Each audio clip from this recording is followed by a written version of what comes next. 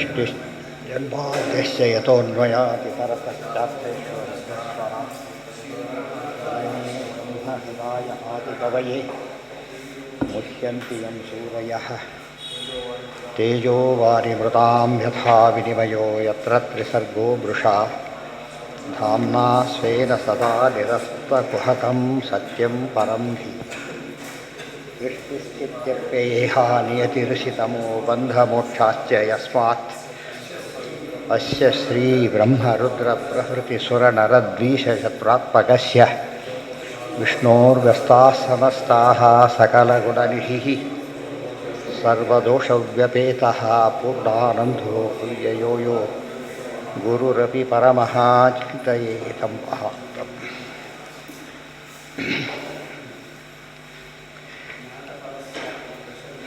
निगमकल्पतरोद्गलितं फलं शुकमुखादमृतद्रवसंयुतं पिबत भागवतं रसमालयं मुहुरहो रसिका भुवि भावुकाः.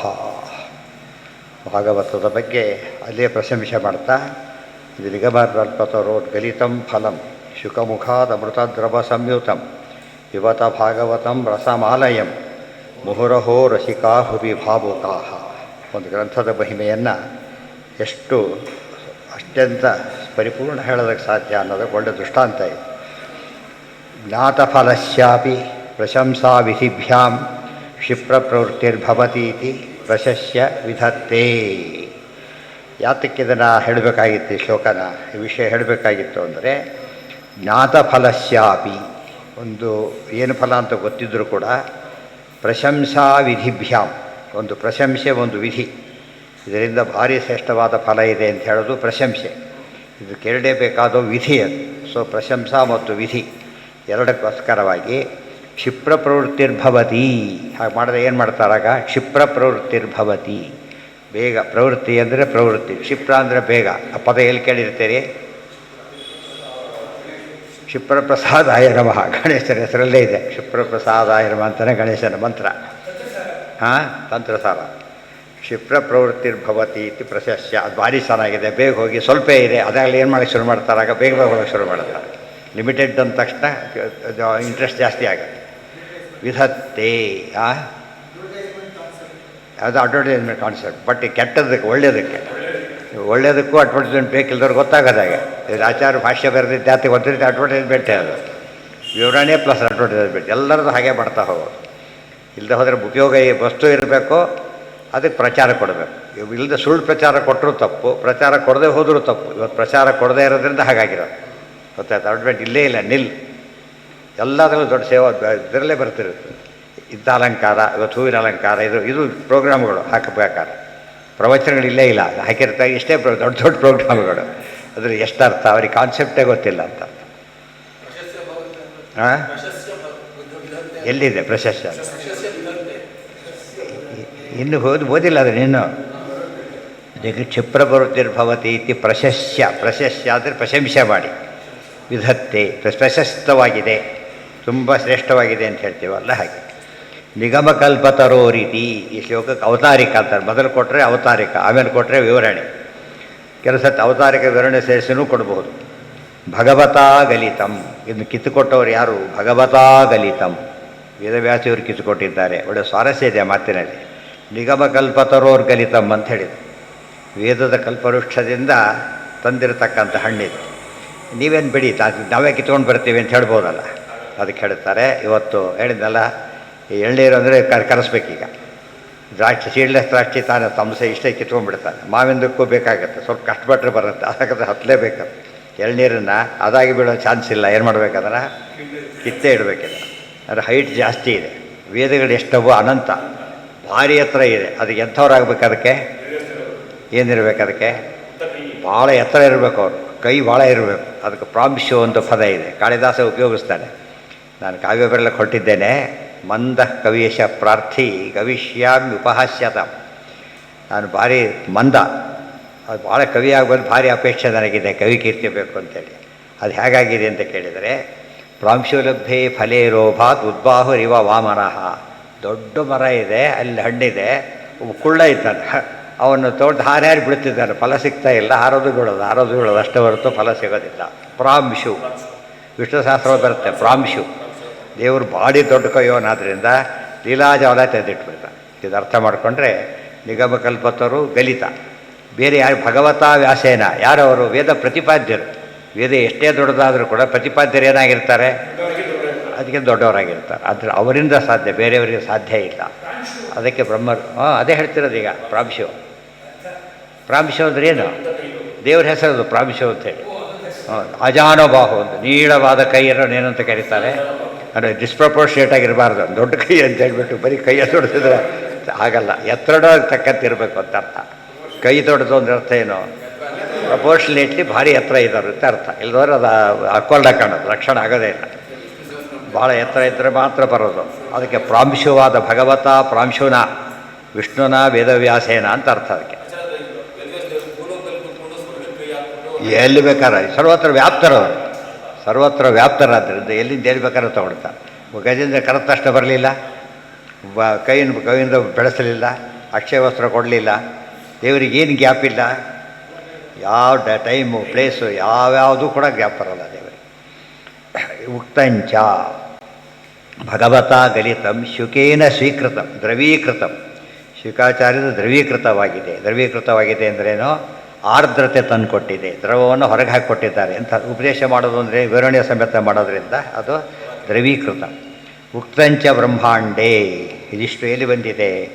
ಈ ನಿಗಮಕಲ್ಪತರೋರ್ ಗಲಿತಮ್ಮ ಶ್ಲೋಕಕ್ಕೆ ಎಷ್ಟು ಅರ್ಥ ಇದೆ ಎಂಬುದನ್ನು ಬ್ರಹ್ಮಾಂಡ ಪುರಾಣದಲ್ಲಿ ವೇದವ್ಯಾಸ ದೇವರೇ ಹೇಳಿದ್ದಾರೆ.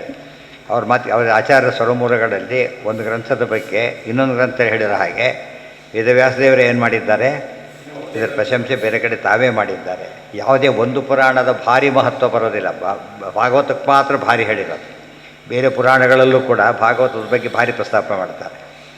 ಆಯಾ ಪುರಾಣದಲ್ಲಿ ಸಾಮಾನ್ಯವಾಗಿ ಆಯಾ ಪುರಾಣದ ಮಾಡಿದರೆ ಭಾಗವತ ಎಲ್ಲ ಪುರಾಣದಲ್ಲೂ ಭಾಗವತ ಪ್ರಸ್ತಾಪ ಬಂದಿರೋದ್ರಿಂದ ಭಾಗವತ ಏನಂತ ಆಯ್ತು ಅಲ್ಲಿಗೆ ಪುರಾಣ ಸಾರ, ಪುರಾಣಾನಾಂ ಸಾರ ರೂಪ ಅಂತ ಹೇಳಿದ್ರಲ್ಲ, ಅದಕ್ಕೆ ಅರ್ಥ ಬರುತ್ತೆ. ಧರ್ಮ ಪುಷ್ಪಸ್ತು ಅರ್ಥಪತ್ರ ಕಾಮಪಲ್ಲವ ಸಂಯುತ ಮಹಾಮೋಕ್ಷಫಲೋ ವೃಕ್ಷೋ ವೇದೋಯಂ ಸಮುದೀರಿತಃ ಪಾತಿತ ಶಾತಿತಾನಿ ಫಲಾನೀಹ ಕೃಷ್ಣದ್ವೈಪಾಯನೇನ ತು ಭಾರತಾಖ್ಯಾನಿ ಯಾನೀಹ ತಥಾ ಭಾಗವತಂ ಭುವಿ ಆರ್ದ್ರೀಕೃತಾನಿ ತಾನೀಹ ಶುಕಪ್ರಭೃತಿರ್ಜನೈಃ ಖ್ಯಾಪಯದ್ಭಿರ್ಗುರುಪ್ರೋಕ್ತಾನ್ ವೇದಾರ್ಥಾನ್ ಗ್ರಂಥನಿಷ್ಠಿತಾನ್ ಕಾನಿಚಿದ್ದರ್ಶಯಾಮಾಸ ವೃಕ್ಷಸ್ಯಾಗ್ರೇ ಫಲಾನಿ ತು ವ್ಯಾಚಕ್ಷಮಾಣೋ ವೇದಾರ್ಥಂ ಭಗವಾನ್ ಲೋಕಪೂಜಿತಃ ಏತೇಷಾಮಥ ತೇಷಾಂ ವಾ ರಸಾನ್ ಪಿಬತ ಸಜ್ಜನಾಃ ಆಮೋಕ್ಷಾನ್ ಮಹತಿ ತೃಪ್ತಿ ಅಹೋ ಮೇ ಪಶ್ಯತೋ ಭವೇತ್ ಇತಿ. ಈ ಶ್ಲೋಕಕ್ಕೆ ಅದೇ ರೀತಿ ಅರ್ಥ. ಇಲ್ಲಿ ವಾಕ್ಯಕ್ಕೆ ಬ್ರಹ್ಮಾಂಡ ಪುರಾಣದಲ್ಲಿ ಈ ಶ್ಲೋಕದ ಅರ್ಥನೇ ಸಮಗ್ರವಾಗಿ ಹೇಳಿದ್ದಾರೆ. ಈ ನೋಡಿ ಶುರು ಮಾಡಿದರು. ಈ ವೃಕ್ಷ ಆದಮೇಲೆ ಏನೇನು ಇರಬೇಕು ಅದರೊಳಗೆ? ಒಂದು ಫಲ ಬಿಡೋ ಹೂವು ಮತ್ತು ಫಲ ಬಿಡೋ ವೃಕ್ಷ ಮತ್ತು ಹೂ ಬಿಡೋದು. ಆ ಹೂಡೋಕ್ಕಿಂತ ಏನಾದ್ರು ಚಿಗುರಿರಬೇಕು, ಆಮೇಲೆ ಎಲೆಗಳಿರಬೇಕು, ರೆಂಬೆಗಳಿರಬೇಕು, ಮೂಲ ಇರಬೇಕು. ಅದೆಲ್ಲ ಇದೆ ಅಂತ ಹೇಳ್ತಾರೆ. ಈಗ ಸುಮ್ಮನೆ ಹೇಳಿದ ಮಾತಲ್ಲ, ಇದು ಆ್ಯಕ್ಚುಲಿ ಏನಾಗಿದೆ, ಇದು ನಿಗಮ ಕಲ್ಪವೃಕ್ಷನೇ ಆಗಿದೆ ಅಂತ ಹೇಳೋದಕ್ಕೋಸ್ಕರ ಇದಕ್ಕೆ ರೂಪಕಾಲಂಕಾರ. ನಿಗಮ ಕಲ್ಪವೃಕ್ಷವಿದ್ದಂತೆ ಅಂದರೆ ಏನಾಗುತ್ತೆ, ಅದು ಉಪಮಾಲಂಕಾರ. ನಿಗಮವೇ ಕಲ್ಪವೃಕ್ಷ ಆದ್ಬಿಟ್ರೆ ರೂಪಕಾಲಂಕಾರ. ಡಿಫ್ರೆನ್ಸ್ ಗೊತ್ತಾಯ್ತಾ? ರೂಪಕದಲ್ಲೂ ಕೂಡ ಎರಡಿದೆ. ಏನಂತ ಸಮಸ್ತ ವಿಷಯವರ್ತಿ ರೂಪಕ ಅಂತೇಳಿ. ಆ ರೂಪಕದಲ್ಲಿ ಪೂರ್ಣ ರೂಪಕ. ವೃಕ್ಷ ಬೋದು ಬೇರೆ ಏನಿಲ್ಲ. ಪ್ರತಿಯೊಂದು ಅದಕ್ಕೆ ಹೋಲಿಸಿಬಿಟ್ರೆ ಅದು ಪರಿಪೂರ್ಣ ರೂಪಕ ಅಂತ ಕರೀತಾರೆ. ಗೊತ್ತಾಯ್ತಾ? ಉಪಮಾನವೂ ಹಾಗೇನೆ, ಪೂರ್ಣೋಪಮ. ಎಲ್ಲ ಉಪಮಾನ, ಉಪಮೇಯ, ಉಪವಾಚಕ ಶಬ್ದ ಎಲ್ಲ ಇದ್ಬಿಟ್ರೆ ಏನಾಗುತ್ತದೋ ಪೂರ್ಣೋಪಮ ಅಂತ ಕರೀತಾರೆ. ಒಂದು ಮಿಸ್ ಆದರೆ ಲುಪ್ತೋಪಮ ಅಂತ ಕರೀತಾರೆ. ಅದಕ್ಕೆ ಏಕದೇಶ ವಿವರ್ತಿ ರೂಪಕ ಅಂತ ಒಂದು. ಗೊತ್ತಾಯ್ತಾ? ಸಂಪೂರ್ಣವಾಗಿರೋ ರೂಪಕ ಒಂದು, ಸಮಸ್ತ ವಿಷಯವರ್ತಿ ರೂಪಕ. ಆ ರೀತಿ ಇದೆ ಅಂತ ವರ್ಣನೆ ಮಾಡ್ತಾ ಇದ್ದಾರೆ. ಧರ್ಮಪುಷ್ಪ ತು ಅರ್ಥಪತ್ರ ಕಾಮಪಲ್ಲವ ಸಂಯುತ ಮಹಾಮೋಕ್ಷಫಲ ವೃಕ್ಷ ವೇದ ಅಯಂ ಸಮುದೀರಿತ. ಎಷ್ಟು ಪೂರ್ತಿ ಬಂತದಕ್ಕೆ. ಇದರಲ್ಲಿ ಎಲೆಗಳ ಹೂವು ಯಾವುದು ಇದಕ್ಕೆ? ಧರ್ಮಪುಷ್ಪ, ಧರ್ಮವೇ ಹೂ. ಅರ್ಥಪತ್ರ, ಅರ್ಥ ಅಂದ್ರೇನು? ದುಡ್ಡು, ಸಂಪತ್ತು, ಐಟಿ ಬಿಟ್ಟಿದ್ದು ಅವರಿಗೆ ಅರ್ಥಪತ್ರ. ಅರ್ಥಪತ್ರ ಇದೆ, ಎಲೆಗಳಿದೆ. ಕಾಮ ಪಲ್ಲವ ಸಂಯುತ. ಕಾಮ ಅಂದರೆ ಪಲ್ಲವ, ಚಿಗುರು. ಚಿಗುರು ಬಂದ ತಕ್ಷಣ ಮುಂದೆ ಹೋಪೇನೀಗ ಫಲ, ಹೂ ಬರುತ್ತೆ, ಆಮೇಲೆ ಫಲ ಬರುತ್ತೆ. ಆದ್ದರಿಂದ ಕಾಮ, ಧರ್ಮ, ಅರ್ಥ, ಕಾಮ. ಧರ್ಮನೇ ಪುಷ್ಪ, ಅರ್ಥ ಪತ್ರ, ಕಾಮ ಪಲ್ಲವ. ಮಹಾಮೋಕ್ಷ ಫಲ. ದೊಡ್ಡ ಫಲ ಯಾವುದಿದಕ್ಕೆ ಅಂದರೆ ಇದು ಹೂವಿನ ಗಿಡ ಅಲ್ಲ, ಹಣ್ಣಿನ ಗಿಡ. ಹಣ್ಣಿನ ಗಿಡದಲ್ಲಿ ಹೂ ಬಿಡುತ್ತೆ, ಹೂವಿನ ಗಿಡದಲ್ಲಿ ಹಣ್ಣು ಬಿಡೋದಿಲ್ಲ. ಇವತ್ತು ಜಾಜಿ ಹಣ್ಣು ಅಂತ ಯಾರು ತರ್ತಾರ, ಗುಲಾಬಿ ಹಣ್ಣು ಅಂತ ತರೋದಿಲ್ಲ. ಯಾಕೆ? ಅದು ಹಣ್ಣಿನ ಮರ ಅಲ್ಲೇ ಅಲ್ಲ, ಹೂವಿನ ಮರ. ಈ ಬೆಳೆದ ಎಲ್ಲ ಕೂಡ ವೇದಗಳನ್ನು, ಶಾಸ್ತ್ರಗಳನ್ನು ಬಿಟ್ಟು ಎಲ್ಲ ಹಣ್ಣಿನ ಮರಗಳೇ ಹೊರತು ಹೂವಿನ ಮರಗಳು ಹಣ್ಣಿನ ಮರ ಅಲ್ಲದು. ಹಣ್ಣು ಯಾವುದಾದ್ರು ಮೋಕ್ಷ. ಮೋಕ್ಷಕ್ಕೋಸ್ಕರ ಹೊಡೆ ಗ್ರಂಥ ಕಾಳಿದಾಸ ರಘುವಂಶ ಇದೆ, ಮೋಕ್ಷಕ್ಕೋಸ್ಕರ ಬರೆದ ಕೃತಿ ಅಲ್ಲ ಅದು. ಗೊತ್ತಾಯ್ತಾ? ಅವರೇ ಹೇಳ್ತಾರೆ ಮೋಕ್ಷಕ್ಕೋಸ್ಕರ ಬರೆಯವರು ಯಾರೂ ಅಲ್ಲ. ವೇದವ್ಯಾಸದೇವರು ಅವರ ಶಿಷ್ಯರು ಅಷ್ಟೇ ಹೊರತು ಬೇರೆ ಬೇರೆ ಬರಲಿಕ್ಕೆ ಸಾಧ್ಯನೇ ಇಲ್ಲ. ಧರ್ಮಪುಷ್ಪಸ್ತು ಅರ್ಥಪತ್ರ ಕಾಮಪಲ್ಲವ ಸಂಯುತ ಮಹಾಮೋಕ್ಷಫಲ ವೃಕ್ಷ. ಮಹಾಮೋಕ್ಷ ಅಂತ ಹೇಳಿದ್ರಿಂದ ಮೋಕ್ಷದಲ್ಲಿ ತಾರತಮ್ಯ ಇದೆ ಅಂತ ಅರ್ಥ. ಇದು ಮಾತನ್ನು ಎಲ್ಲಿ ಹೇಳಿದ್ದಾರೆ? ದೈವಿ ಸಂಪದ್ ವಿಮೋಕ್ಷಾಯ ನಿಬಂಧಾಯ ಆಸುರಿ ಮತ ಅಂತ ಹೇಳಬೇಕಾದ್ರೆ ವಿಮೋಕ್ಷ ಅಂತ ಯಾಕೆ ಹೇಳಿದರು? ಬರೀ ಮೋಕ್ಷ ಅಂತ ಯಾಕೆ ಹೇಳಲಿಲ್ಲ? ವಿಶಿಷ್ಟ ಮೋಕ್ಷ ಸಿಗುತ್ತೆ ಅಂದರೆ, ಒಳ್ಳೆ ಕೆಲಸ ಸಿಗುತ್ತೆ ಅಂದರೆ ಅದಕ್ಕಿಂತ ಕಡಿಮೆ ಕೆಲಸವೂ ಇದೆ ಅಂತ ಅರ್ಥ. ಮೋಕ್ಷದಲ್ಲಿ ತಾರತಮ್ಯ ಇದೆ ಅಂತ ಹೇಳೋದಕ್ಕೋಸ್ಕರ ಮಹಾವೃಕ್ಷ ಫಲ ಅಂತ, ಮಹಾಮೋಕ್ಷ ಫಲ. ವೃಕ್ಷ ಅಯಂ ವೇದ ಸಮುದೀರಿತ. ಈಗ ಕಲ್ಪವೃಕ್ಷ ಅಂತ ಯಾತಕ್ಕೆ ಕೇಳಿದರು? ಕೇಳಿದ್ದು ಕೊಡುತ್ತೆ ಅಂತೇಳಿ. ಇಲ್ಲಿ ಅತಿ ಮುಖ್ಯವಾಗಿ ಕೇಳೋದು ಯಾವುದು? ಮಹಾಫಲ. ಮಹಾಫಲ ಯಾವುದು? ಮೋಕ್ಷ. ಅದಕ್ಕೆ ನಿಗಮ ಕಲ್ಪವೃಕ್ಷ ಅಂತ ಕರೆದು ಅದಕ್ಕೆ ಹೇಳ್ತಾರೆ. ಮಹಾಮೋಕ್ಷ ಫಲವನ್ನು ಎಂದೂ ಕೂಡ ನಾವು ಸಣ್ಣದಕ್ಕೆ ಉಪಯೋಗಿಸ್ಬಾರ್ದು. ಚಿಕ್ಕದು ಯಾವುದು ಹಣ್ಣಿನ ಗಿಡದಲ್ಲಿ ಹೂ ಕಿತ್ಬಿಟ್ಟು ಸಿಟ್ಕೊಂಡ್ಬಿಡುತ್ತೆ ಎಲ್ರಿಗೂ. ಯಾಕೆ? ಹೂ ಒಂದು ಸರ್ತಿ ಒಂದು ಪೂರ್ತಿ ಅಲ್ಲಿರೋ ಸ್ಟೇಜಲ್ಲಿ ಇರುತ್ತೆ. ಅದು ನೋಡೋಕೆ ಅಟ್ರಾಕ್ಟಿವ್ ಆಗಿ ಕಿತ್ತಬೇಕು ಅನ್ನಿಸೋ ಸ್ಥಿತಿಯಲ್ಲಿರುತ್ತೆ, ಕಿತ್ತಬಾರ್ದು. ಅದಕ್ಕೆ ಕರ್ಮಗಳು ಹೇಗೆ ಕಾಮ್ಯಕರ್ಮ ಅಂದರೆ ಭಾಳ ಅಟ್ರಾಕ್ಟಿವ್, ಕೇಳಿಬಿಡ್ಬೇಕು ಅನಿಸ್ಬಿಡುತ್ತೆ, ತಡ್ಕೋಬೇಕಾಗ. ಆಗ ನಿಧಾನ ಬೇರೆ ತೊಗೊಂಡೋದು ಹಣ್ಣಾಗಿ ಬರೋದು. ಹೂ ತಿನ್ನಕ್ಕೆ ಬರೋದಿಲ್ಲ, ತಿಂದರೆ ಉಪಯೋಗ ಸವಿನೂ ಇರೋದಿಲ್ಲ. ಆ ಹೂ ಫಲದ ಸ್ಟೇಜಲ್ಲಿ ಪರ್ಫೆಕ್ಟ್. ಆ ದೃಷ್ಟಿಯಲ್ಲಿ ವೇದ ಓದಿದ್ದಕ್ಕೆ ಫಲ ಏನು? ಮೋಕ್ಷ ಪಡೆದ್ರೆ ಫಲ ತೊಗೊಂಡಾಗ ಲೆಕ್ಕ. ಮೋಕ್ಷ ಪಡೆದೇ ಹೋದರೆ ವೇದ ಶಾಸ್ತ್ರ ಏನು ಓದಿದ್ರು ಹೊಟ್ಟೆಗೆ ಪಾಡಿ ಮಾಡಿದ್ರೆ ಶಾಸ್ತ್ರ ಫಲನೇ ಅಲ್ಲ. ಬಲಮುರಿಸಂಗ ದೃಷ್ಟಾಂತ ಕೊಟ್ಟರಲ್ಲ ಹಾಗೆ. ಬಲಮುರಿಸಂಗ ಬಿಸಾಕಿದವನೊಬ್ಬ ಕುಟ್ಟಕ್ಕಾಗಲಿಲ್ಲ ಅಂತೇಳಿ ಇನ್ನೊಬ್ಬ ಏನು ಮಾಡ್ದ? ಒಳ್ಳೆ ಬೆಲೆ ಬಂತು, ಮಾರಾಟ ಮಾಡಿಬಿಟ್ಟ. ರಾಜ ಕೊಂಡ್ಕೊಂಡ್ಬಿಟ್ಟ, ಸಿಕ್ಕಾಬಿಟ್ಟೆ ದುಡ್ಡು ಬಂತು. ರಾಜ ಪೂಜೆ ಮಾಡಿದ, ಚಕ್ರವರ್ತಿ ಆಗಿಬಿಟ್ಟ. ಎಷ್ಟು ದುಡ್ಡು ಕೂಡ ಯಾವುದಕ್ಕೆ ಈಕ್ವಲ್ ಅಲ್ಲ. ಯಾಕಂದ್ರೆ ಸರಿ ಅರ್ಥ ಮಾಡಿಕೊಂಡ್ರೆ ಅವರು ಪದ್ಮನಾಭ ತೀರ್ಥರ ಉಪನ್ಯಾಸದಲ್ಲಿ ಬಂದ ವಿಚಾರನ ನಾರಾಯಣ ಪಂಡಿತಾಚಾರ್ಯ ಸಂಗ್ರಹ ಮಾಡಿದ್ದಾರೆ. ಪದ್ಮನಾಭ ತೀರ್ಥರು ಒಂದು ದೃಷ್ಟಿಯಿಂದ ಮೊಟ್ಟ ಮೊದಲ ಬಾರಿಗೆ ಪ್ರವಚನ ಮಾಡಿದವರು ಅವರು. ಯಾವುದ್ರ ಮೇಲೆ? ಮಧ್ವಶಾಸ್ತ್ರದ ಮೇಲೆ. ಆಚಾರ್ಯ ಬದಲು ಪ್ರವಚನ ಮಾಡಿಬಿಟ್ಟಿದ್ದಾರೆ. ಆದರೆ ಅದು ಶಿಷ್ಯರಾಗಿ ಬದಲು ಪ್ರವಚನ ಮಾಡಿದವರು ಅವರು. ಮೊದಲು ಟೀಕಾ ಬರೆದವರು ಅವರು. ಪೂರ್ಣಪ್ರಜ್ಞಕೃತ ಭಾಷ್ಯಂ ಮಾಧವ್ ತದ್ಭಾವಪೂರ್ವಕಂ ಅಂತೇಳಿ ಅದು ವಿಸ್ತಾರವಾದ ಟೀಕಾ ಬದಲು ಬರೆದವರು ಟೀಕಾರ. ಅವರ ಆರಾಧನೆ ಇವತ್ತಾದ್ದರಿಂದ ಇದಕ್ಕೆ ಬರೋದಿಲ್ಲ ಟೀಕಾರಾಯರು. ಅದು ಬೇರೆ ಕಡೆ ಬಂದ ಎಲ್ಲ ವಿಷಯ ಇಲ್ಲದೆ ಹೋದರೆ ಅರ್ಥ ಆಗಲ್ಲ. ಸುಧಾದ ಬ್ಯಾಕ್ಗ್ರೌಂಡ್ ಇದ್ದರೆ ಮಾತ್ರ ಪರ್ಫೆಕ್ಟಾಗಿ ಅರ್ಥ ಆಗೋದು. ಅವ್ರು ಬರೆದಿದ್ದು 18 ಗ್ರಂಥಕ್ಕೆ ಮಾತ್ರ ಟೀಕಾ. ಔಟ್ ಆಫ್ ಅಂದರೆ ಎಷ್ಟು ಬರೆದ? ಅರ್ಧಕ್ಕಿಂತ ಕಡಿಮೆ ಬರೆದಿರೋದು. ಆದರೆ ಆ್ಯಕ್ಚುಲಿ ಎಲ್ಲ ಬರೆದಂತೆ ಆಗಿದೆ. ಯಾತಕ್ಕೆ ಅಂದರೆ ವಿಷ್ಣು ತೀರ್ಥರು ಬರೀತಾರೆ. ವಿಷ್ಣು ತೀರ್ಥರು ತಮ್ಮ ಸುಧಾಟದಲ್ಲಿ ಬರೀಬೇಕಾದ್ರೆ ಏನು ಬರೆದು ಟೀಕಾರಾಯರು ಅಂದರೆ ಸಪ್ತತ್ರಿಂಶತಿ ಮೂಲಗ್ರಂಥ ವಿವೃತಿಂ ಚಕ್ರೆ. ಸಪ್ತತ್ರಿಂಶತಿ ಮೂಲಗ್ರಂಥ ವಿವೃತಿಂ ಚಕ್ರೆ. ಅರ್ಥ ಏನದಕ್ಕೆ? ಸಪ್ತತ್ರಿಂಶತಿ ಅಂದ್ರೇನು? 37 ಗ್ರಂಥಕ್ಕೂ ಅರ್ಥ ಬರೆದಿದ್ದಾರೆ ಅಂತೇಳಿ. ಅರ್ಥ ಆಯ್ತಾ? ನಮಗೇನು ಅನಿಸುತ್ತೆ? ಸರಿಯಾಗಿ ಗೊತ್ತಿದ್ದಿಲ್ಲ, 37 ಬರೆದಿಲ್ಲ ಅಂತ ಗೊತ್ತಿಲ್ಲ ಅಂತ ಹೇಳಿದ್ರಲ್ಲ. 37 ಸಾರ ಬಂದಿದ್ದೆ ನಮಗೆ ಗೊತ್ತಿಲ್ಲ ಅಷ್ಟೇ. ಅದಕ್ಕೆ ಅವ್ರು ಹೇಳಿದರು ಪೂರ್ತಿ ವ್ಯಾಖ್ಯಾನ ಬರೆದಾಗ ಟೀಕಾಚಾರ್ಯರು ಏನು ಬರೆದಿದ್ದಾರೆ 18 ಪೂರ್ತಿಯೂ ಆಗುತ್ತೆ. ಇದು ಭಾರಿ ವಿಶೇಷ ಇದೆ. ಅದಕ್ಕೆ ಜಯತೀರ್ಥರು ಅಂದರೆ ಅಷ್ಟು ಮಹತ್ವ ಬಂತು. ಸಮಗ್ರ ಟೀಕಾಕಾರ. ಇದೊಂದು ಸ್ವಾರಸ್ಯನೂ ಇದೆ. ಉಳಿದವ್ರು ಎಲ್ಲರೂ ಕೂಡ ಈ 18ಕ್ಕಿಂತ ಟೀಕಾರ ಆ ರೀತಿ ಯಾರೂ ಬರೆದಿಲ್ಲ. ಒಬ್ಬರೇನೆ ಯಾವ್ಯಾವುದಕ್ಕೆ ಬರೆದಿರಬೇಕೀಗ? ಗೀತಾ ಪ್ರಸ್ಥಾನ ಆಗಬೇಕು, ಉಪನಿಷತ್ ಪ್ರಸ್ಥಾನ ಆಗಬೇಕು, ವೇದ ಶ್ರುತಿ ಪ್ರಸ್ಥಾನ ಆಗಬೇಕು, ಪ್ರಕರಣಗಳಾಗಬೇಕು, ಮುಖ್ಯವಾಗಿ ವೇದ ಆಗಬೇಕು. ಎಲ್ಲದಕ್ಕೂ ಬರೆದವರು ಟೀಕಾರಾಯರು ಒಬ್ಬರೇ. ಗೊತ್ತಾಯ್ತು? ಪ್ರಾಚೀನ ಟೀಕಾಕಾರ ಯಾರು ಇಷ್ಟು ಗ್ರಂಥ ಬರೀಲಿಲ್ಲ. ಗೊತ್ತಾಯ್ತಾ? ಪದ್ಮನಾಭ ತೀರ್ಥದ ಮ್ಯಾಕ್ಸಿಮಮ್ 15 ಗ್ರಂಥ ಬರೆದವರು ಮಧ್ವಾಚಾರ್ಯ. ಆದರೂ ಅದರಲ್ಲಿ ಒಂದು ಇದಲ್ಲ, ಟೀಕಾ ಗ್ರಂಥ ಅಲ್ಲ ಅದು. ಆದ್ದರಿಂದ ಟೀಕಾ ಗ್ರಂಥಗಳು ಅಷ್ಟಾಯ್ತು. 10 ಪ್ರಕರಣಕ್ಕೂ ಬರೆದಿದ್ದಾರೆ. ಗೀತಾಭಾಷೆ ಗೀತಾ ಟೀಕಕ್ಕೂ ಬರೆದರು. ಆಮೇಲೆ ತರ್ಕ ವ್ಯಾಖ್ಯಾನಕ್ಕೆ ಸನ್ಯಾಯ ರತ್ನಾವಳಿ, ಇದಕ್ಕೆ ಸತ್ತರ್ಕ ದೀಪಾವಳಿ 14 ಗ್ರಂಥ ಟೀಕಾ ಗ್ರಂಥ ಬರೆದರು. 18ಕ್ಕೆ ಬರೆದವರು ಟೀಕಾ ಇವರೊಬ್ಬರೇ. ಇನ್ನು ಉಳಿದವರು ಅಷ್ಟು ಬರೀಲೂ ಇಲ್ಲ. ತಾತ್ಪರ್ಯ ಏನಂದರೆ ಟೀಕಾರಾಯರು ಒಳ್ಳೆ ಮೀಸಲಾಗಿತ್ತು. ಪೂರ್ತಿ ಬರೀತಕ್ಕಂಥ ಕೆಲಸ ಅವರಿಗೆ ಮೀಸಲಾಗಿತ್ತು. ಅದನ್ನು ಅವರು ಎಷ್ಟು ಪರ್ಫೆಕ್ಟಾಗಿ ಮಾಡಿದರು ಅಂದರೆ ಹೇಳೋದಕ್ಕೆ ಸಾಧ್ಯ ಇಲ್ಲ. ಯಾವುದೇ ಭಾಷೆಯ ಯಾವುದೇ ಒಂದು ಮತದ ಒಂದು ಭಾಷ್ಯಕಾರರ ಗ್ರಂಥಗಳಿಗೆ ಜಯತೀರ್ಥರ ಟೀಕಾ ಬರೆದಾಗ ಯಾರೂ ಬರೋದಿಲ್ಲ. ಅರ್ಥ ಆಯ್ತಾ? ಈಗ ಜಯತೀರ್ಥರ ಟೀಕಾ ಬರೆದ ಹಾಗೆ ಬೇರೆ ಯಾವ ಗ್ರಂಥಗಳಿಗೂ ಟೀಕೆ ಸಿಗೋದಿಲ್ಲ, ಕಾವ್ಯಗಳಿಗೂ ಅಂಥ ಟೀಕಾ ಸಿಗೋದಿಲ್ಲ. ಅಂದರೆ ಒಂಥರ ಪರ್ಫೆಕ್ಷನ್ ಅದರಲ್ಲಿ. ವಿಶೇಷ ಏನು ಓದಿದರೆ ಗೊತ್ತಾಗುತ್ತೆ. ಹೌದು, ನಮ್ಮ ಹಿಸ್ಟ್ರಿ ಇದೆಯಲ್ಲ ಮೆದುರಿಗೀಗ. ಮತ್ತು ಅವ್ರದ್ದು ಹೇಳಿದ್ರೆ ಅವತಾರ ಮಾಡಿ ಅದಕ್ಕೋಸ್ಕರ ಟೀಕಾ ಬರಲಿಕ್ಕೆ ಬಂದರು. ಅವ್ರು ನನಗೆ ತಪಸ್ಸು ಮಾಡಿದರು, ಸಂಪಾದನೆ ಮಾಡಿದರು, ಲೇಖನಿ ಪಡ್ಕೊಂಡ್ರು. ಗೊತ್ತಾಯ್ತಾ? ಆಚಾರ್ಯ ಹೇಳಿದರು ಇವ್ರು ಬರೀತಾರೆ ಅಂಥೇಳಿ. ಅವೆಲ್ಲ ಪ್ರಮಾಣ ಅಲ್ಲೇನು ವ್ಯಾಖ್ಯಾಸ್ಯತೇಶ ಗೋರಾಟ್ ಅವೆಲ್ಲ ನಡೆಯಲಿಲ್ಲ. ಅದು ಕಥೆ ಕಾಲ ಕಥೆ ಆಯಿತು, ಆಮೇಲೆ ನೋಡಿದ್ರೆ ಫ್ಯಾಕ್ಟ್ ಆಯಿತು. ಎಷ್ಟೋ ವಿಷಯಗಳು ನಮಗೆ ಆಗ ಏನೋ ಅನಿಸ್ಬಿಡುತ್ತೆ. ಓ ಹೌದಾ, ಕರೆಕ್ಟ್, ಅವತ್ತೇ ಹೇಳಿದ್ದು ಈಗ ಸರಿ ಹೋಯಿತು ಅಂತ ಹೇಳ್ತಾರಲ್ಲ ಹಾಗೆ. ಹೌದು ಹೌದು, ಭಾಷ್ಯದ ಮೇಲೇ ಮಾಡಿದ್ದು. ಹೆಚ್ಚು ಕಡಿಮೆ ಅಲ್ಲ, 50 ಬರೆದಿದ್ದಾರೆ, ಇನ್ನೂ ಜಾಸ್ತಿ ಹೆಚ್ಚೇ ಬರೆದಿದ್ದಾರೆ. ಯಾಕೆ ಹೆಚ್ಚು ಕಡಿಮೆ ಮಾಡೋಕ್ಕೆ ಕಾರಣ ಇಲ್ಲ, ಕೆಲವು ಕಳೆದೋಗಿದೆ ಅಷ್ಟೇ. ಹೌದು, ಅಬೌವ್ 50, 50 ಕೂಡ ಅಲ್ಲ, 50ರ ಮೇಲೆ ಬರೆದಿದ್ದಾರೆ. 50ರ ಮೇಲೆ ಒಟ್ಟು.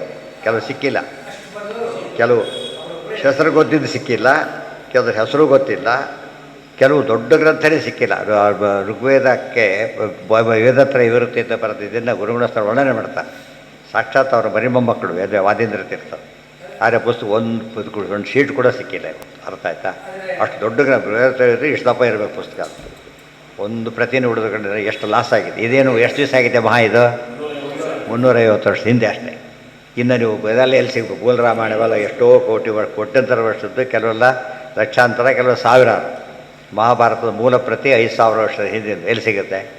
ಗಣೇಶ ಬರೆದ ಫಸ್ಟ್ ಪ್ರತಿ ಅದು ತಿರ್ಗ್ಲಿಕ್ಕೆ ಸಾಧ್ಯತೆಯೇ ಇಲ್ಲ. ದೇವತೆಗೂ ಶಿಫ್ಟ್ ಆಗಿಬಿಡುತ್ತಾರೆ. ಒರಿಜಿನಲ್ ಲೆಟ್ರ್ ಎಲ್ಲಿ ಸಿಗುತ್ತೆ ಜನರಲ್ಲಿ? ಭಾರಿ ಕಷ್ಟ. ಅದು ಆಲ್ರೆಡಿ ಇದ್ದವ್ರ ಹತ್ರ ಇರುತ್ತೆ, ಬಿಡದವ್ರ ಹತ್ರ ಹಾಕಿರುತ್ತವೆ.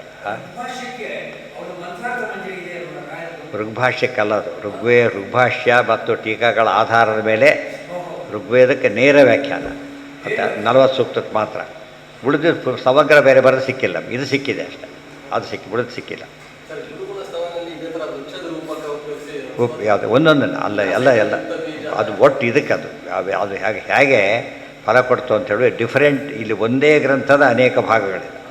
ಅದು ಒಂದು ಸಿದ್ಧಾಂತ ಯಾವ್ಯಾವ ಹಂತದಲ್ಲಿ ಬೆಳೀತು ಅಂತ ಆ ಕಾನ್ಸೆಪ್ಟೇ ಬೇರೆ. ಗೊತ್ತಾಯ್ತಾ?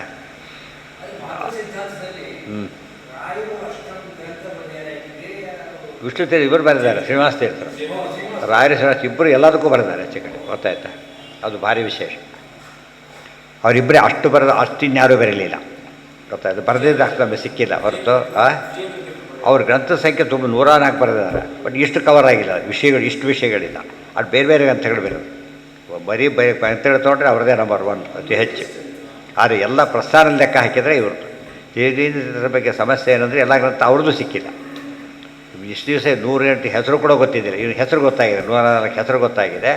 ಅದರಿಂದ ಎಷ್ಟು ಕಳೆದು ಹೋಗಿದೆ ಅದು ಕರೆಕ್ಟ್ ಐಡಿಯಾ ಬರುತ್ತೆ. ಯಾವುದು ಕಳೆದಿದೆ, ಎಷ್ಟು ಕಳೆದಿದೆ. 8,000 ತಂದಿದ್ದು ಗೊತ್ತಿಲ್ಲದೆ ಹೋದರೆ ಇರೋದೆಷ್ಟು ಬಿಡೋದೆಷ್ಟು, ಅಷ್ಟು ಗೊತ್ತಿದ್ರೆ ಎಷ್ಟು ಬಿಸಿ ಗತ ಗೊತ್ತಾಗುತ್ತೆ. 50% ಸಿಕ್ಕಿಲ್ಲ. ಇಲ್ಲ ಸಿಕ್ಕಿಲ್ಲ. ಅವ್ರು ಋಗ್ಭಾಷ್ಯಕ್ಕೆ ಬರೆದಿಲ್ಲ, ಋಗ್ಭಾಷ್ಯ ಟೀಕಾಕ್ಕೆ ಬರೆದಿಲ್ಲ ಟಿಪ್ಪಣಿನ. ಋಗ್ಭಾಷ್ಯಕ್ಕೆ ಬರೆದವ್ರು ಜಯತೀರ್ಥರು ಒಬ್ಬರೇ. ಯಾವ ಪ್ರಾಚೀನ ಟೀಕಾಕಾರರು ಅದು ಬರೀಲಿಲ್ಲ, ಅವರೊಬ್ಬರೇ ಬರೆದು. ಧರ್ಮಪುಷ್ಪಸ್ತು ಅರ್ಥಪತ್ರ ಕಾಮಪಲ್ಲವ ಸಂಯುತ. ಅವರ ಆರಾಧನೆ ಆದ್ದರಿಂದ ಪ್ರಸ್ತಾಪ ಮಾಡಬೇಕಾಯ್ತು. ಮಹಾಮೋಕ್ಷಫಲ ವೃಕ್ಷ ವೇದೋಯಂ ಸಮುದೀರಿತಃ ಶಾತಿತಾನಿ ಫಲಾನಿಹ ಕೃಷ್ಣದ್ವೈಪಾಯನೇನದು. ಅವ್ರೇನು ಮಾಡಿದ್ದಾರೆ? ಫಲಗಳನ್ನು ಕಿತ್ತುಕೊಟ್ಟಿದ್ದಾರೆ, ಬೇರೆಯವರು ಸಾಧ್ಯ ಇಲ್ಲ ಅಂಥೇಳಿ ಅವರೆಲ್ಲ ಪ್ರಾರ್ಥನೆ ಮಾಡಿದರು. ಧರ್ಮರುದ್ರಾದಿ ದೇವತೆಗಳು ಪ್ರಾರ್ಥನೆ ಮಾಡಿದ್ದಕ್ಕೆ ಬಂದು ಇದೆಲ್ಲ ತೆಗೆದುಕೊಟ್ರು. ಭಾರತಾಖ್ಯಾನಿಯಾನೀಹ ತಥಾ ಭಾಗವತಂ ಭುವಿ. ಇದು ಒಂದೇ ಅಲ್ಲ, ಇದು ಏಕವಚನ, ಕಲೆಕ್ಟಿವ್ ಸಿಂಗ್ಯುಲರ್ ಅಂತಾರಲ್ಲ ಹಾಗೆ. ಒಂದು ಫಲ ಕಿತ್ತುಕೊಟ್ಟು ಎಷ್ಟು ಕೊಟ್ಟಿದ್ದಾರೆ? ಅನೇಕ ಫಲ ಕಿತ್ತುಕೊಟ್ಟಿದ್ದಾರೆ. ಅದರಲ್ಲಿ ಭಾಗವತ ಒಂದು. ಭಾರತಾಖ್ಯಾನಿಯಾನೀಹ ತಥಾ ಭಾಗವತಂ ಭುವಿ ಆರ್ದ್ರೀಕೃತಾನಿ ತಾನೀಹ ಶುಕ ಪ್ರಭೃತಿ. ಕೆಲವು ಕಾಳುಗಳನ್ನು ಗಟ್ಟಿ ತಿನ್ನಕ್ಕಾಗಲ್ಲ, ನೆನೆಸಿಟ್ಮೇಲೆ ತಿನ್ನಕ್ಕೆ ಬರುತ್ತೆ. ದ್ರವೀಕೃತ ಆಗಬೇಕು. ಆ ಜಟಿಲತೆ ಹೋಗ್ಬೇಕಾದ್ರೆ ದ್ರವೀಕರಣ ಆಗಬೇಕು. ಅದನ್ನು ಮಾಡಿಕೊಟ್ಟವ್ರು ಯಾರು? ಶುಕಾಚಾರ್ಯ. ಯಾತಕ್ಕೆ ಶಕ್ತಿ ಬಂತವರಿಗೆ? ಒಳಗೆ ವಾಯುದೇವರು ಕೂತಿದ್ದಾರೆ, ಅದನ್ನು ಮಾಡಲಿಕ್ಕೆ ಸಾಧ್ಯ ಆಯಿತು. ಆರ್ದ್ರೀಕೃತಾನಿ. ಸ್ಕ್ರೂ ಡ್ರೈವರ್ ಇಲ್ಲದೆ ಹೋದರೆ ಸ್ಕ್ರೂ ಹಾಕ್ಲಿಕ್ಕೆ ಬರುತ್ತೆ, ತೇಲಕ್ಕೆ ಬರುತ್ತಾ? ಅದಿಷ್ಟೇ. ನಮ್ಮ ಕೈ ನಮ್ಮದು ಬೇಕಾದರೂ ಕೂಡ ಮಧ್ಯೆ ಏನು ಬೇಕು ಅದಕ್ಕೀಗ? ಟೂಲ್ ಅದು. ಈಗ ಟಕ ತಿರುಗಿ ಗಟ್ಟಿ ಆಗುತ್ತೆ. ನಾವು ಕೈಲಿ ತಿರ್ಸಿದ್ರೆ ಏನಾಗಲ್ಲ, ಒಂದು ಸ್ಟೇಜಲ್ಲಿ ನಿಂತೋಗ್ಬಿಡುತ್ತೆ. ಎಷ್ಟು ತಿರ್ಸಿದ್ರು ಅಷ್ಟೇ, ಬಿಚ್ಚಲಕ್ಕೂ ಬರಲ್ಲ, ತೆಗೆಲಕ್ಕೂ ಬರಲ್ಲ. ಇದು ಸರ ತೆಗೆದಾಕ್ಬಿಡುತ್ತೆ. ಆ ಹೆಲ್ಪ್ ಇತ್ತು, ವಾಯುದೇವರ ಅನುಗ್ರಹದಿಂದ ಸಾಧ್ಯ ಆಯಿತು. ಖ್ಯಾಪಯದ್ಭಿ ಗುರುಪ್ರೋಕ್ತಾನ್ ವೇದಾರ್ಥಾನ್ ಗ್ರಂಥನಿಷ್ಠಿತಾನ್ ಕಾನಿಚಿತ್ ದರ್ಶಯಾಮಾಸ ವೃಕ್ಷಸ್ಯಾಗ್ರೇ ಫಲಾನಿತು. ಖ್ಯಾಪಯದ್ಭಿ ಗುರುಪ್ರೋಕ್ತಾನ್ ವೇದಾರ್ಥಾನ್, ಗುರುಪ್ರೋಕ್ತವಾದ ಅರ್ಥಗಳನ್ನು, ವೇದಾರ್ಥಗಳನ್ನು ಎಲ್ಲಿದ್ವವೆಲ್ಲ ಗ್ರಂಥನಿಷ್ಠಿತಾನ್. ಇವತ್ತು ನೀವು ಡಿ ಕೊಡ್ತೀರಿ, ಚೆಕ್ ಕೊಡ್ತೀರಿ, ದುಡ್ಡು ಕೊಡ್ತಾನೆ. ಆ ದುಡ್ಡು ಎಲ್ಲಿದೆ ಈಗ? ಆ ಚೆಕ್ಕಲ್ಲೇ ಇದೆ, ಅದು ಮೆನ್ಷನ್ ಆಗಿಬಿಟ್ಟಿದೆ ಈಗ. ಅದರಿಂದ ಗ್ರಂಥಗಳೇ ಇವೆ. ನೀವು ನಮ್ಮೆಲ್ಲ ಎನ್ಕೆ ಎಷ್ಟೇ ದುಡ್ಡು ಕೊಟ್ಟರು ಕೂಡ ಅದು ಹೋಗಿಬಿಡುತ್ತೆ. ಇದು ಗ್ರಂಥದ ರೂಪದಲ್ಲಿ ದುಡ್ಡು ಕೊಟ್ಟಾಗ ಏನಾಯ್ತದು? ಶಾಶ್ವತ ಆಗ್ತದೆ. ಎಜುಕೇಷನ್ ರೂಪದಲ್ಲಿ ಸಂಪತ್ತು ಕೊಟ್ಬಿಟ್ರೆ ಶಾಶ್ವತ. ಬರೀ ಸಂಪತ್ತು ಕೊಡ್ತಾ ಹೋದರೆ ಅದು ಖರ್ಚಾಗ್ತಾನೆ ಇರುತ್ತೆ, ಇದಾಗೋದಿಲ್ಲ, ಮತ್ತು ಬೆಳೆಯೋದು ಇಲ್ಲ. ಗೊತ್ತಾಯ್ತಾ? ಖರ್ಚಾಗುತ್ತೆ ಹೊರತು ಬೆಳೆಯೋದಿಲ್ಲ. ಇದು ಬೆಳೀತಾ ಹೋಗೋದು. ಖರ್ಚಾದರೆ ಬೆಳೆಯೋದು ಒಂದೇ ಒಂದು, ಜ್ಞಾನ ಒಂದೇ. ಇನ್ಯಾವುದು ಖರ್ಚಾದರೆ ಬೆಳೆಯೋದಿಲ್ಲ. ಅದು ಒಗಟಿದ್ದ ಹಾಗೆ. ಖರ್ಚಾದರೆ ಆ್ಯಕ್ಚುಲಿ ಕಡಿಮೆ ಆಗಬೇಕು. ಖರ್ಚು ಮಾಡಿದಷ್ಟು ಬೆಳೆ ಸುಮ್ಮನೆ ಅಷ್ಟೇ ಇರೋದಿಲ್ಲ, ಏನಾಗುತ್ತದು? ಅದಕ್ಕೆ ಅವ್ಯಯಂ ಸತತಮಪ್ಯುಪಭುಕ್ತ್ಯ. ಎಲ್ಲಿ ಶ್ಲೋಕ ಯಾರ ಬಗ್ಗೆ? ಅವ್ಯಯಂ ಸತತಮಪ್ಯುಪಭುಕ್ತ್ಯ ಅನ್ನೋ ಪದ ಇದೆ. ಎಲ್ಲಿರೋದು? ಎಲ್ಲೋ ಕೆಳದಾಗತ್ತಲ್ಲ, ಎಲ್ಲೋ ಕೆಳದಾಗುತ್ತೆ. ಗೀತಾಭಾಷ್ಯಕ್ಕೆ ಹೇಳಿದ್ದು ಅಷ್ಟೇ. ಗೀತಾಭಾಷ್ಯ ಬರ್ಕೊಟ್ರಲ್ಲ, ಗೀತಾಭಾಷ್ಯ ಎಂಥದ್ದು ಅಂದರೆ ಅವ್ಯಯಂ ಸತತಮಪ್ಯುಪಭುಕ್ತ್ಯ. ಅದು ಗೀತಾಭಾಷ್ಯ ಮೇಷ ವಿರಚಯ್ಯ ತದಾದಾತ್. ಗುರುಗಳು ಯೋಧ ಬಿಟ್ಟಿಯಾಗಿರೋದು ಅಂತ ಕೇಳಿದಕ್ಕೆ ಇದು ಕೊಡ್ತೀನಿ, ಇಟ್ಕೊಂಡಿರಿ. ಅದಕ್ಕೆ ಒಳ್ಳೆ ದೃಷ್ಟಾಂತ ಕೊಟ್ಟಿದ್ದಾರೆ. ಮನೆ ಯಜಮಾನ ದೂರದೂರಿಗೆ ಹೋಗಬೇಕಾದ್ರೆ ಇರೋರಿಗೆಲ್ಲ ವ್ಯವಸ್ಥೆ ಮಾಡಿ ಹೋಗ್ತಾರೆ. ಒಂದು ತಿಂಗಳು ಹೋದರೆ ತಿಂಗಳಿಗೆ ಆಗಷ್ಟು ವ್ಯವಸ್ಥೆ, ಸ್ವಲ್ಪ ಪ್ಲಸ್ ಜಾಸ್ತಿ ಲೇಟ್ ಆಗಿರಲಿ ಅಂಥೇಳಿ ಇದು ಪದ್ಧತಿ. ಅದಕ್ಕೆ ಆಚಾರ್ಯ ಏನು ಮಾಡಿದ್ದಾರೆ, ಈಗ ದೂರ ಹೋಗ್ತಕ್ಕಂಥ ಬಂಧುಗಳು ಇರತಕ್ಕಂಥ ಅನುಕರಣ ಮಾಡೋದಕ್ಕೋಸ್ಕರ ಒಂದು ವ್ಯವಸ್ಥೆ ಮಾಡಿದರು. ಎಂಥ ವ್ಯವಸ್ಥೆ ಅಂದರೆ ಅವ್ಯಯಂ, ಶಾಶ್ವತ ವ್ಯವಸ್ಥೆ. ತಿಂಗಳು 2 ತಿಂಗಳಲ್ಲ, ಎಷ್ಟು ದಿವಸ ಆದರೂ ಕೂಡ ಅದ್ರ ಮೇಲೆ ಇರ್ಬೋದು. ಗೀತಾ ಭಾಷ್ಯಕ್ಕೆ ಅಷ್ಟು ಮಹತ್ವ ಹೇಳಿದ್ದಾರೆ, ಅಲ್ಲಿ ಬಂದಿರೋ ಮಾತು. ಅದಕ್ಕೆ ಅವ್ಯಯಂ ಅಂದರೆ ವ್ಯಯ ಅಂದರೆ ಹ್ರಾಸ, ಅವ್ಯಯ ಅಂದರೆ ಹ್ರಾಸ ಆಗೋದಿಲ್ಲ, ಕಡಿಮೆ ಆಗೋದಿಲ್ಲ ಅಂತ ಅರ್ಥ. ಸುಮ್ಮನೆ ಇಟ್ಟರೆ ಕಡಿಮೆ ಆಗೋದಿಲ್ಲ. ಬೇರೆ ಸತತಮಪ್ಯುಪಭುಕ್ತ್ಯ, ಫುಲ್ ಉಪಯೋಗಿಸ್ತಾ ಇದ್ದರೂ ಕೂಡ ಏನಾಗುತ್ತದು? ಹಾಗೇ ಇರುತ್ತೆ. ಇದು ಆಶ್ಚರ್ಯ. ಬಾವಿ ನೀರು ತೆಳೆದು ಬರ್ತಿರೋದು ದಿವಸ ಇರಲ್ಲ, ದಿವಸಕ್ಕೊಂದು ಬಾವಿ ತೋಡಿಸ್ಬೇಕಿಲ್ವಲ್ಲ, ಒಂದೇ ಬಾವಿ ಕೆಲಸ ಮಾಡೋದು. ಹಾಗೆ ಏನು 100 ವರ್ಷದ ಬಾವಿಗಳಿಲ್ವೇನೋ ಏನೋ ತಿಳಿಸ್ಕೊಡೋದು, ಖ್ಯಾಪನ ತಿಳಿಸ್ಕೊಡೋದು, ವಿವರಣೆ ಮಾಡೋದು ಖ್ಯಾಪನ ಅಂತ ಕರೀತಾರೆ. ನೀವು ಹೇಳಿದ್ರೆ ಅಡ್ವರ್ಟೈಸ್ ಮಾಡೋದು ಅಂತೇಳಿ ಅದು ಸೇರಿದೆ ಅದರಲ್ಲಿ. ಆ ಭಾಗನೂ ಸೇರಿದೆ. ಅರ್ಥ ಪಡೋದು, ವಿವರಣೆ ಮಾಡೋದು. ಈಗ ಬರೆದಿಟ್ಬಿಟ್ಟು ಗ್ರಂಥಗಳು ಇಟ್ಬಿಟ್ರೆ ಏನಾಗ್ತಿತ್ತು? ಗ್ರಂಥ ಪ್ರಸಾರಕ್ಕೆ ಬರಬೇಕು. ಹಿಂದಿನ ಕಾಲಕ್ಕೆ ಅದೆಲ್ಲ ನಮ್ಗೆ ಈಗ ಹೋಗಿಬಿಟ್ಟಿದೆ. ಹಿಂದಿನ ಕಾಲಕ್ಕೆ ಒಂದು ಗುಂಪು ಇರ್ತಿತ್ತು, ಪ್ರಕಾಶಕರು ದುಡ್ಡೇ ಮಾಡ್ತಾರೆ. ಅವರು ಇವರು ಹಾಗಲ್ಲ. ಹಿಂದಿನ ಕಾಲಕ್ಕೆ ಎಷ್ಟೋ ಜನ ರಾಜ ಮಹಾರಾಜರು ಕೂಡ ಗ್ರಂಥಗಳನ್ನು ಕಾಪಿ ಮಾಡಿಸಿ ವಿದ್ವಾಂಸರಿಗೆ ಹಂಚೋದು. ಪ್ರಿಂಟಿಂಗ್ ವ್ಯವಸ್ಥೆ ಇರಲಿಲ್ಲ ಆಗಿನ ಕಾಲಕ್ಕೆ. ಇವರೇ ಸ್ಕ್ರೈಬ್ಸ್ ಇರ್ತಾಯಿದ್ರು, ಬರೆಯೋರೇ ಇರ್ತಿದ್ರು. ಅವ್ರ ಕೈಲಿ ಬರೆಸೋದು, ದಾನ ಮಾಡೋದು. ಅದು ತಾವೇ ಬರ್ಕೊಂಡು ಹೋದ್ಬೇಕು, ಎಷ್ಟು ಟೈಮ್ ವೇಸ್ಟ್ ಆಗುತ್ತೆ. ಇವತ್ತು ಪ್ರಿಂಟೆಡ್ ಪುಸ್ತಕರು ಎಷ್ಟು ಟೈಮ್ ಉಳಿಯುತ್ತಲ್ಲ, ಆ ಥರ ಮಾಡೋ ಒಂದು ವ್ಯವಸ್ಥೆನೇ ಇತ್ತು ಇವತ್ತು. ಅದಕ್ಕೆ ಗ್ರಂಥದಾನ ಅಂತಾರಲ್ಲ ಹಾಗೆ. ಗ್ರಂಥ ಬರೆದು ಕೊಡೋದು ಅಥವಾ ಬರೆದು ಕೊಡೋದು ಕೂಡ ಗ್ರಂಥದಾನ. ಆ ಮೂಲಕ ಓದೋರಿಗೆ ಭಾರಿ ಅನುಕೂಲ ಆಗುತ್ತೆ. ಒಂದು ಗ್ರಂಥ ಉಳಿಯುತ್ತೆ ಎರಡಲ್ಲಿ. ಖ್ಯಾಪಯದ್ಭಿ ಗುರುಪ್ರೋಕ್ತಾನ್ ವೇದಾರ್ಥಾನ್ ಗ್ರಂಥನಿಷ್ಠಿತಾನ್. ಗ್ರಂಥನಿಷ್ಠಿತ ಗ್ರಂಥದಲ್ಲೇ ಇರತಕ್ಕಂಥ ಎರಡರ್ಥ. ಗ್ರಂಥನಿಷ್ಠಿತ ಅಂದರೆ ಗ್ರಂಥಲ್ಲಿರೋದು ಗ್ರಂಥಕ್ಕೆ ಫೇತ್ಫುಲ್ ಆಗಿರೋದು. ನಿಷ್ಠೆಯಿಂದ ಬರೆದ್ರೆ ಏನರ್ಥ? ಫೇತ್ಫುಲ್ ಆಗಿರುತ್ತೆ ಅಂತ. ಬರೀ ಇದ್ದರೆ ಸಾಲದು, ಗ್ರಂಥಲ್ಲಿ ಇರಬೇಕು. ಅದು ನಿಷ್ಠೆಯಿಂದ ಹೊರಗೆ ಹಾಕಬೇಕು. ಅಲ್ಲಿರೋದೇ ಒಂದು, ಹೇಳಿದ್ದೇ ಒಂದು, ಅದು ಏನು ಮಾಡಬೇಕು? ಕಾನಿಚಿತ್ ದರ್ಶಯಾಮಾಸ. ಇಷ್ಟಾದರೂ ಎಲ್ಲರೂ ಯಾರಿಗೂ ಹೇಳೋದಕ್ಕೆ ಸಾಧ್ಯ ಇಲ್ಲ. ಅವರು ಹೇಳೋದಕ್ಕೆ ಸಾಧ್ಯ, ಅವ್ರು ಓದೋರಿಗೆ ಸಾಧ್ಯ ಇಲ್ಲ. ಅದಕ್ಕೆ ಕಾನಿಚಿತ್ ದರ್ಶಯಾಮಾಸ, ಕೆಲವೊಂದು ತೋರಿಸ್ಕೊಟ್ಟಿದ್ದಾರೆ. ವೃಕ್ಷಶಾಗ್ರೇ ಫಲಾನಿತು. ಸಾಮಾನ್ಯ ಹಣ್ಣುಗಳು ಎಲ್ಲಿ ಬಿಡೋದು? ಮೇಲ್ಭಾಗದಲ್ಲಿ ಬಿಡೋದು. ಕೆಲವು ಮಾತ್ರ ಕೆಳಗಿದ್ದಾರೆ, ತುಂಬ ವೃಕ್ಷಗಳು ಮೇಲೆ ಬಿಡೋದು. ಅದರಲ್ಲಿ ಕೆಲವು ಮಾತ್ರ ಕೊಟ್ಟಿದ್ದಾರೆ ಹೊರತು ಎಲ್ಲ ಕೊಟ್ಟಿಲ್ಲ. ನೀವು ಕಷ್ಟಪಟ್ಟು ಓದಬೇಕು ಅಂತ ಅರ್ಥ. ಅದಕ್ಕೆ ಪ್ರತಿಯೊಂದು ಸ್ಟೇಜಲ್ಲೂ ಕೂಡ ಇವತ್ತು ಪ್ರೈಮರಿ ಸ್ಕೂಲಲ್ಲೂ ಹೋಮ್ವರ್ಕ್ ಕೊಟ್ಟಿರ್ತಾರೆ. ಅದಕ್ಕೆ ಇನ್ನು ಸ್ವಲ್ಪ ಓದಿ ಅಂತ ಹೇಳಿಬಿಟ್ಟು ಇನ್ನೂ ಇರುತ್ತೆ. ಅಭ್ಯಾಸ ಮಾಡಿಸ್ತಾರಲ್ಲ, ಎಲ್ಲ ಸ್ಟೇಜಲ್ಲೂ ಎಷ್ಟು ಹೇಳಿದರೂ ಕೂಡ ಇವ್ರು ಮಾಡೋ ಕೆಲಸ ಇರುತ್ತೆ ಅಂತ ಅರ್ಥ. ಗೊತ್ತಾಯ್ತಾ? ಎಷ್ಟು ಹೇಳಿದರೂ ಕೂಡ ಇನ್ನು ಮುಗಿದಿಲ್ಲ, ನೀವು ಮಾಡಿಕೊಟ್ರೆ ಬರುತ್ತೆ ಅಂತ. ಎಲ್ಲ ಮನುಷ್ಯರು ಕಲಿಸ್ಕೊಳ್ಳೋ ಕೆಲಸ ಉಳಿಯುತ್ತಲ್ಲ. ಊಟದಲ್ಲೂ ಕೂಡ ಏನು ಮಾಡಬೇಕು? ಕಲಿಸ್ಕೊಳ್ಳೋ ಕೆಲಸ ಇರಬೇಕಲ್ಲ ಬರೇ ಪಕ್ಷ. ಇಲ್ಲದವ್ರು ಏನಾಗೋದಿಲ್ಲ, ಅವ್ರ ಟೇಸ್ಟ್ ಪ್ರಕಾರ ಅವ್ರ ಟೇಸ್ಟ್ ಪ್ರಕಾರ. ಇನ್ನೊಬ್ರು ಕಲಿಸ್ಕೊಟ್ರೆ ಅವ್ರ ಟೇಸ್ಟ್ ಪ್ರಕಾರ ಕಲಿಸಿರ್ತಾರೆ. ಇವ್ರ ಟೇಸ್ಟಿಗೆ ಮ್ಯಾಚ್ ಆಗೋದಿಲ್ಲ. ಅದಕ್ಕೆ ವಿದ್ಯೆ ಅವರವರಿಗೆ ಸೇರಿದ ಭೋಜನ, ವಿದ್ಯೆ ಆಹಾರ, ಅದೆಲ್ಲ ಕಲಿಸ್ಕೊಳ್ಳೋದು ಅವ್ರವ್ರಿಗೆ ಬಿಟ್ಟು ಕೆಲಸ. ಆದ್ದರಿಂದ ಸರಿಯಾಗಿ ಮಾಡ್ಕೋಬೇಕು.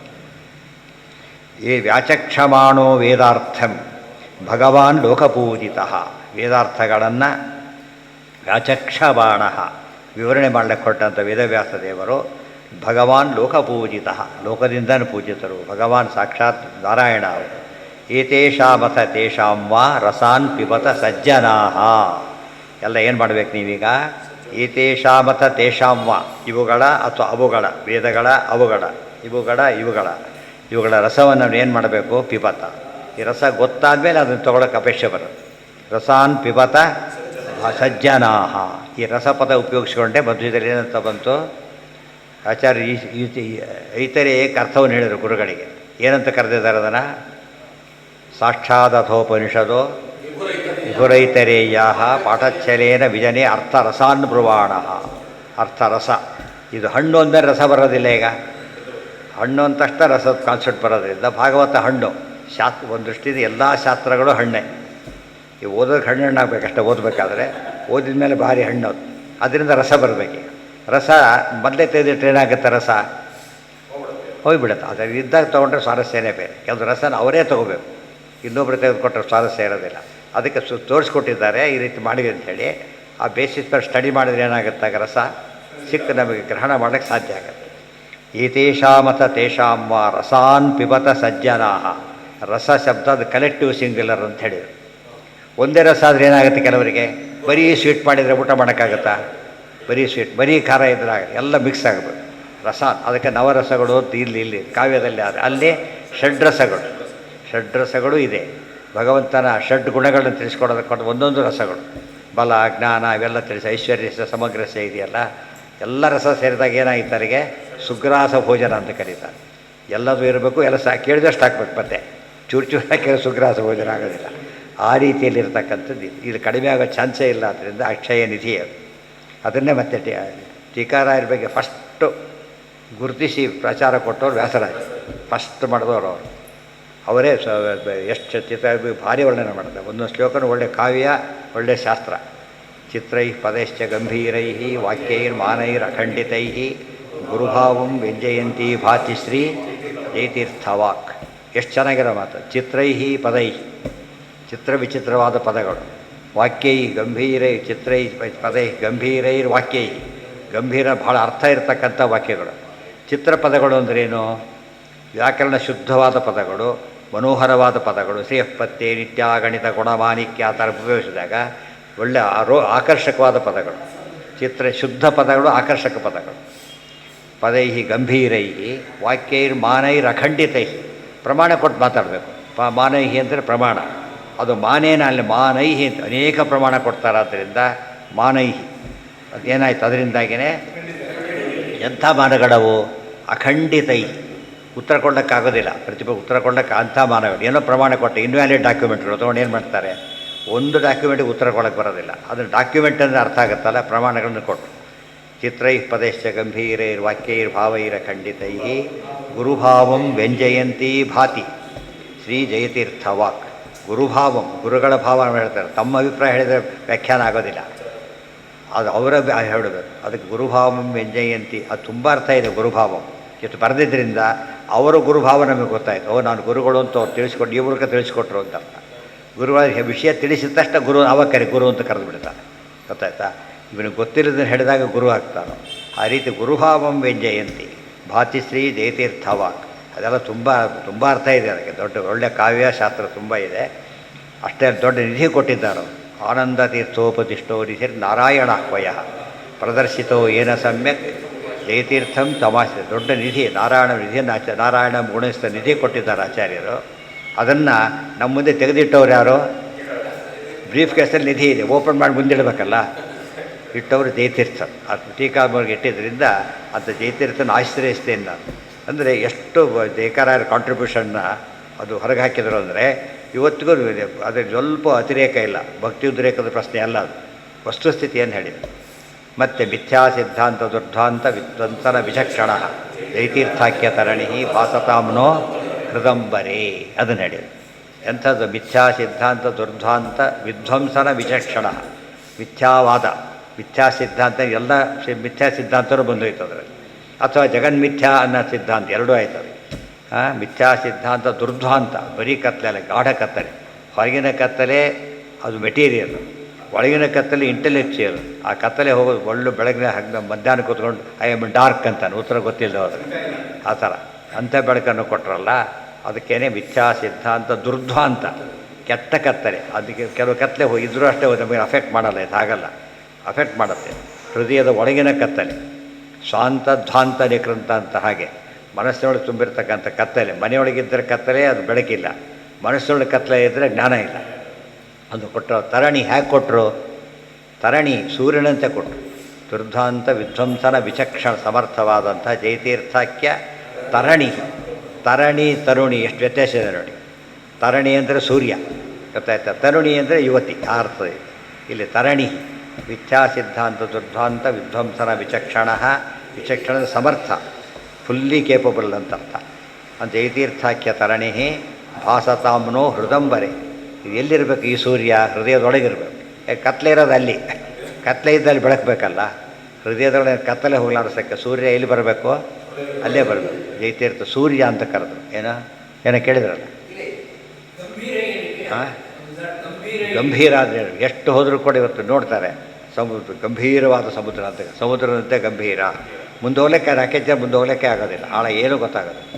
ಆಳವಾದ ಬಾವಿ, ನೀರು ತುಂಬ ಇದೆ, ನಾವು ನಮಗೆ ತೊಗೊಳಕ್ಕೆ ಆಗಲ್ಲ, ಅಷ್ಟು ಅಲ್ಲಿ ಕೊಡ ಬಿದ್ದಿದೆ, ಎಷ್ಟು ಕಷ್ಟ ಇರುತ್ತೆ ಆ ಥರ. ಆಳವಾದ ವಿಚಾರಗಳಿರೋದ್ರಿಂದ ಗಂಭೀರ. ಮೇಲ್ನೋಟಕ್ಕೆ ತಕ್ಷಣ ಗೊತ್ತಾಗೋದಿಲ್ಲ. ಸುಮ್ಮನೆ ವಾಟ್ರ್ ಯಾವುದು ಹೀಗಿರೋದು ನೋಡಿದ್ರೆ ವಾಟ್ರ್ ಯಾವಾಗಾದ್ರು ಹೀಗಿರುತ್ತೆ, ಸಮತಟ್ಟಾಗಿರುತ್ತೆ.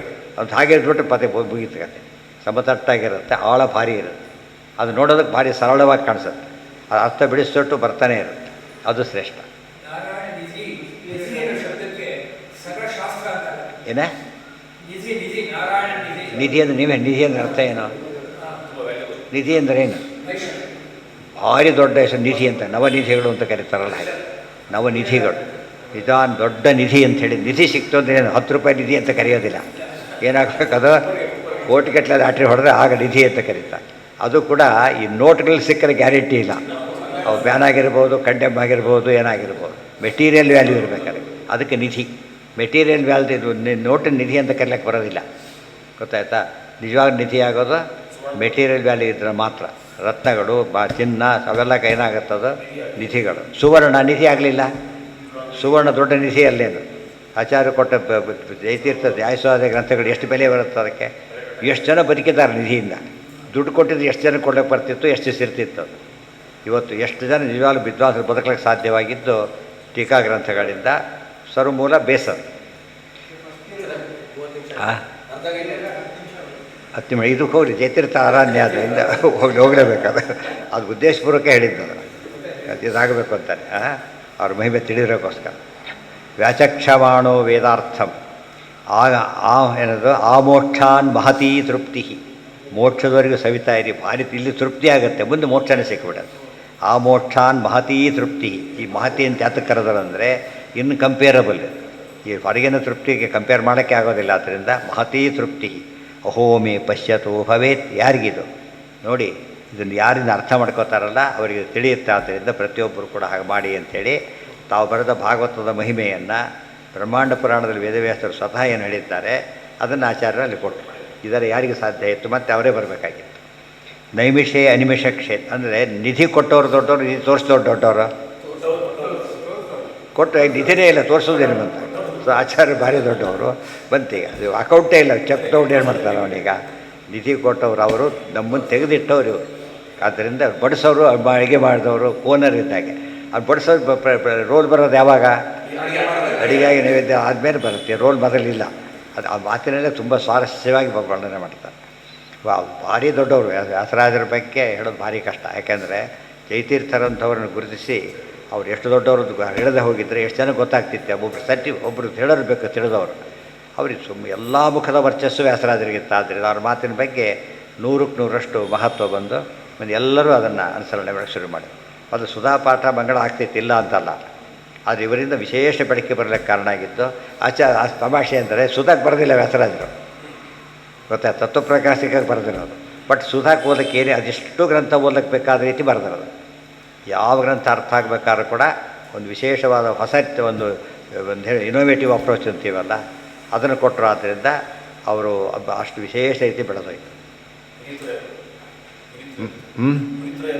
ಮುನಿತ್ರಯರು ನೈಮಿಷೇ ಇಲ್ಲಿಂದ ಈ ಶುರುವಾಯಿತು. ಇದಿಷ್ಟು 3 ಶ್ಲೋಕ ಆದಮೇಲೆ 4ನೇ ಶ್ಲೋಕದಲ್ಲಿ ಭಾಗವತ ಹೇಗೆ ಬಂತು ಅಂತ ಹೇಳಿ ಶುರು ಮಾಡ್ತಾರೆ. ಇಂಟ್ರಡಕ್ಷನ್ ಅದಕ್ಕೆ. ನೈಮಿಷೇ ಅನಿಮಿಷ ಕ್ಷೇತ್ರೇ ಋಷಯ ಶೌನಕಾದಯ ಸತ್ರಂ ಸ್ವರ್ಗಾಯ ಲೋಕಾಯ ಸಹಸ್ರ ಸಮಮಾಸತ. ನೈಮಿಷಾರಣ್ಯದಲ್ಲಿ ಬಂದ ಕಥೆ ಇದು. ಅದು ನಾಳೆ ನೋಡೋಣ.